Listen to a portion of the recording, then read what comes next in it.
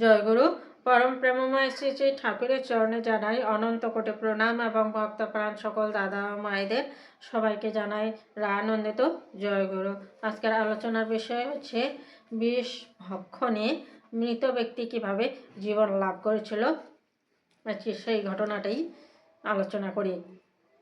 তো শ্রীযুক্ত বাবু মহাশয় একদিন হিমায়তপুরে শ্রী শ্রী ঠাকুর বাড়িতে অসুস্থ হওয়ায় তাকে সৎসঙ্গ বাটের ঔষধালয় হতে ঔষধ সেবনের ব্যবস্থা করা হলো।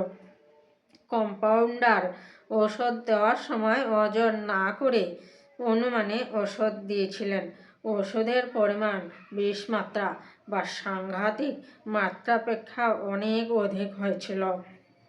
বাবু তা জানতে না পেরে ওষুধ সেবন করেন। অতি অল্পক্ষণের মধ্যেই তার শরীরে অত্যন্ত বিষক্রিয়া আরম্ভ হল। কম্পাউন্ডারকে জিজ্ঞাসা করলে তিনি ভুল স্বীকার করে প্রকৃত কথা বলে দিলেন। তখন এমন অবস্থা যে প্রতিকারের আর উপায় নেই। বাবু বড় নির্ভীক পুরুষ। তিনি স্থির হয়ে শ্রী শ্রী ঠাকুরের নিকট অবস্থান করতে লাগলেন। তার আদেশে নাম কীর্তন ও নৃত্য করতে লাগলেন।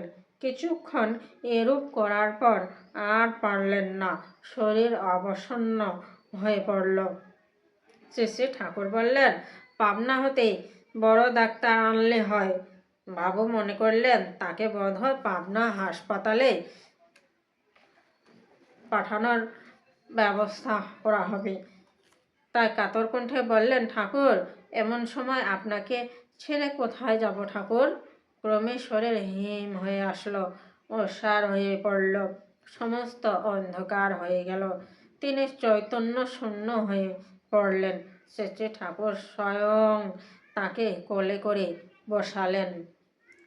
তার মৃত্যু হল এই স্থির করতে সকলে হাহাকার করতে লাগলো। শ্রী শ্রী ঠাকুর স্থির হয়ে বসে রইলেন।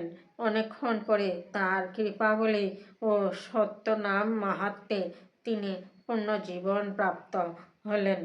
সেই ভীষণ দুঃখের ও আনন্দের ব্যাপার যারা স্বচক্ষে দেখেছেন তারা বুঝেছেন এই কাণ্ড কারখানায় কি রহস্য অন্তর্নিহিত ছিল। তাহলে দেখা যাচ্ছে যে এই নামের মাহাত্ম্য কত বড়। নামের দ্বারা অনেক কিছুই সম্ভব। তাই সবসময় নাম করার অভ্যাস করতে হয়। আর এই নামেই কিন্তু মানুষের মুক্তি, এবং এই নামের মধ্য দিয়ে মানুষ ঠাকুরকে পাবে। এই পর্যন্ত সবাই ভালো থাকবেন, সুস্থ থাকবেন। জয় গুরু।